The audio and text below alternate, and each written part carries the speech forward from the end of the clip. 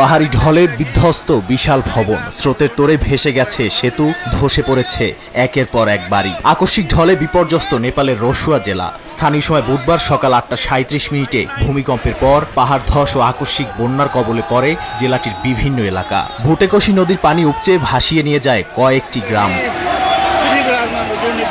এ ঘটনায় এখন পর্যন্ত বেশ কয়েকজনের মৃত্যুর খবর পাওয়া গেছে। নিখোঁজ রয়েছেন শত শত মানুষ, যাদের মধ্যে বেশিরভাগই পর্যটক। নিখোঁজদের মধ্যে ভারত, যুক্তরাজ্য, যুক্তরাষ্ট্র, মালয়েশিয়া, দক্ষিণ আফ্রিকা সহ বিভিন্ন দেশের নাগরিক রয়েছেন। এছাড়াও অনেকের জাতীয়তা নিশ্চিত হওয়া যায়নি। এখানে আমার আত্মীয়রা থাকেন। হঠাৎ কল এলে তারা জানান বাড়িঘর ভেসে যাচ্ছে এবং চারদিকে কান্না ও হাহাকার পড়ে যায়। তবে বাচ্চারা নিরাপদে আছে। আমার এক আত্মীয় পানিতে ভেসে গেছেন। আমি 8 থেকে 10টি ট্রাক, ঘরবাড়ি এবং মানুষকে ভেসে যেতে দেখেছি। অত্যন্ত হৃদয় বিদারক দৃশ্য ছিল।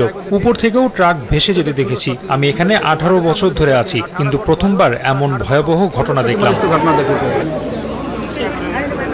বন্যায় ক্ষতিগ্রস্ত হয়েছে সড়ক ও গুরুত্বপূর্ণ অবকাঠামো। কাঠমান্ডুর সঙ্গে সংযোগকারী প্রধান সড়ক বন্ধ হয়ে যাওয়ায় ব্যাহত হয়েছে যোগাযোগ। পাশাপাশি বিদ্যুৎ সরবরাহ বিঘ্নিত হয়েছে। নেপাল ও তিব্বতের দুই পাশেই চলছে উদ্ধার অভিযান। তবে প্রবল বাতাসের কারণে হেলিকপ্টারে দুর্গত এলাকায় পৌঁছানো কঠিন হয়ে পড়েছে।